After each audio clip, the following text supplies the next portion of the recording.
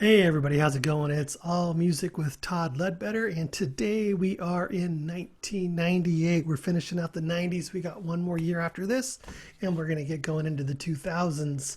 Also, I wanted to let you know that we will have special guest Jeff Gaston on Saturday. Today's Thursday, so in a couple of days, we're going to do an album review, a special album review, our favorite album from the 90s. We're going to kind of finish off the 90s with that session with Jeff, and we're going to talk about, I'm not going to announce it yet, maybe I'll announce it tomorrow, but a very special album, one that we talked about in one of my previous shows during the 90s. And it's going to be I don't know if it's our favorite pick, but it's just going to be a very special album we're going to review. Yeah, it's pretty high on my list. It must be pretty high on his list because we were both kind of thinking the same thing when we talked about it.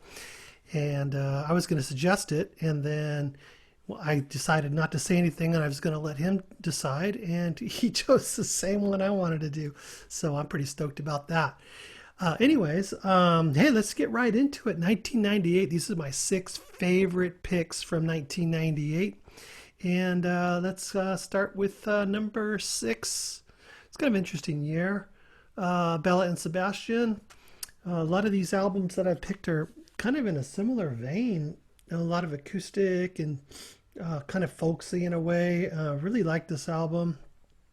It was a good one. I just like the feel of it. And you'll see as we go along, sort of how my musical taste have been changing in discovering some new music towards the end of the 90s. But that was a very good album and enjoyed it quite a bit. That was number six. And let's see, let's go to number five. Let me see, I'm going to have to do this. There we go. It is Elliott Easton. And very good album. See, similar kind of vein in my mind. Not same sounding album, but sort of the same vein of sort of folksy, kind of arty type music. I was really getting into that at that time and doing a lot of songwriting myself, doing some playing my acoustic guitar quite a bit. So this is a really good. I think some of the Sweet Adeline and probably Waltz Number Two. I like that. Blood White is a really cool song. Some of the more notable songs on this album, but very, very cool nonetheless. Really dig it. And that was number five. Let's see. So we'll get right. We'll just blow right through these and we'll get through it. We're gonna go with number four. And where is it? Oh boy. Okay, I'm all over the place all of a sudden. Here we go. Okay, number four. And that is Bright Eyes. Letting Off the Happiness. Very cool, different album. But I'd say different for me, but sort of similar to Bella and Sebastian and Elliott Smith. In sort of genre in a way, I guess you could say. So definitely a really good album. There's a lot of good songs on here and just interesting take on music. It's kind of a refreshing album to listen to. I really like it. All right, number three. I don't know if you can still say that this is going to be in the same vein, but really kind of similar, I would say, before we get to the next one. So my number three is Death Cab for Cutie. Something about airplanes. Really like Death Cab for Cutie, and after this album, they just kept putting out some pretty cool albums, and I just like their sound. Something about it I dig. I like the effects, the guitars. I like the rhythms. I like the melodies. And I also like the songwriting. And I think they just kept getting better and better from this point on. Really like them. I don't know, one of those things where somebody told me that they didn't like Death Cab for Cutie, and so I didn't listen to him for a while. And then when I discovered him, I'm like, I gotta stop listening to people's ridiculous advice because I really liked him. All right, so number two already, man. We're flying through this episode. Number two, great album, super great album, and female vocalists. Ooh, I love female vocalists, and also Belle and Sebastian, female vocalist in that as well. And she sang some of the songs. Pretty cool.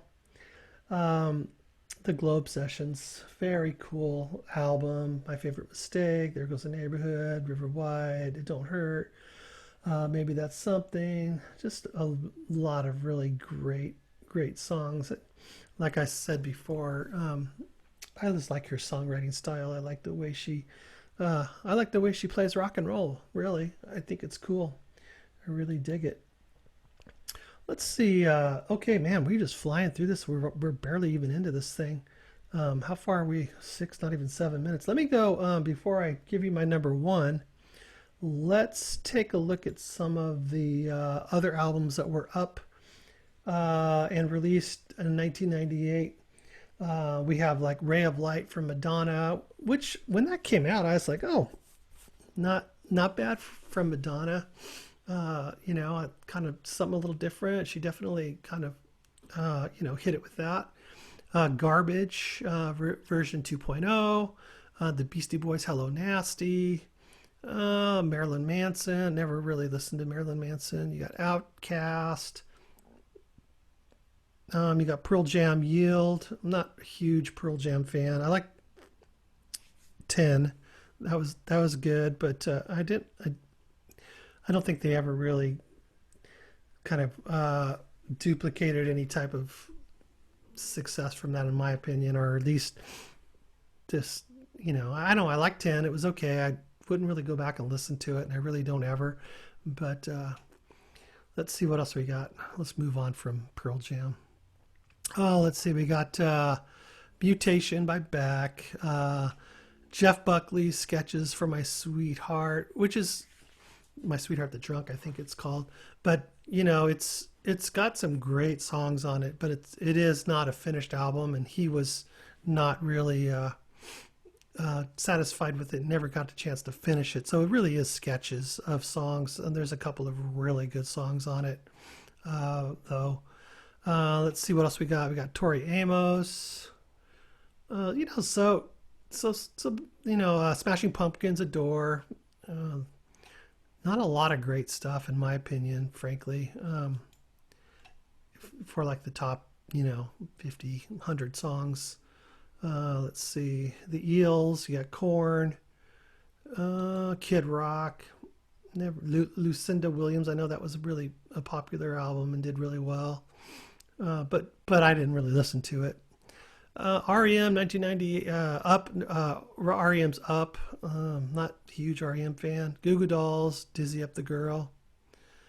And I don't know, I could go on, but Stunt, Bare Naked Ladies, I'm not a huge fan of them either. So let's get to my number one then. Let's see where we're at for 1998. My first three albums, four albums, Belle and Sebastian, Elliott Smith, Bright Eyes, and possibly Death Cab for Cutie. You can kind of, I think, put in a very similar genre, and then we kind of move into just a more sort of rock, kind of classic rock style with Sheryl Crow. And then we get to something altogether different, and which is my number one pick for 1998. And that is Queens of the Stone Age, their self-titled album here. I dig Queens of the Stone Age, and this is a very cool album, and they've been rocking it forever, and I just love their rhythms and just their quirkiness of the way they, I don't know what it is about their guitar playing and just the I don't know, what was I thinking they reminded me of? I can't remember now, but I was going to compare them to something, but now it came in my head and went as fast as it comes. That happens a lot with stuff. Like I told somebody earlier today about something, I just blame it on my age. But Regular John is a great song. It's a great opener. Walking on the Sidewalks. Uh, just all of them. Just really, it's a long album. Probably a little too long. If I had one complaint about it, probably 10 songs is enough. But nevertheless, still a really good album. And I really like Queens of the Stone Age and their guitar playing and their songwriting and the way that they arrange songs and just their sonic interweaving of guitars and bass. And man, the bass on this album is growling. If you listen to this, go back and yeah, I do actually encourage you to go. If you haven't heard some of these albums, go check them out, give them a couple listens to get used to it. If you haven't heard them in a while, go ahead and go check them out. And if you do check out the Queens of the Stone Age, listen to the bass guitar. I mean, come on, that is a gnarly tone that he gets. It's just a growling tone. Uh, not like Chris Squire, who's got kind of a growling, and not like Geddy Lee, who they have similar tones, just with some distortion and whatnot. But this tone is just like aggressive, and I really dig that a lot. Anyways, that's about it for today. That's 1998. It's my sixth favorite albums from 1998, and my name is Todd Ledbetter with All Music, and I appreciate you guys watching. And if you haven't done so yet, go ahead and subscribe and click the notification bell so you can be notified when I put new videos out. And also like this for me if you would. It really helps the algorithm, and YouTube likes that kind of stuff and the interaction. And comment if you have a comment, and let me know what you think of some of these albums, if any of these albums hit you the same way that they hit me when they came out, or even if you didn't discover them until a little bit later, which happens a lot. Sometimes I'll discover a band, missed it when they came out, and then I'll finally discover them 2-3 albums into their career, and I feel like I hit the jackpot, because then I can go back and listen to more of their stuff instead of waiting for more to come out. So I like when that happens. Anyways, thanks again, guys, and we're gonna, like I said earlier, at the top of the show, 1999. Tomorrow I'm gonna get that out, and then that's Friday here in my weekday. And then Saturday will be a show with Jeff Castanon, and we're going to do an album review, a very cool album. And maybe I'll announce that tomorrow. But thanks again for watching, and we'll see you guys. Well, I guess we're going to party like it's 1999 coming up.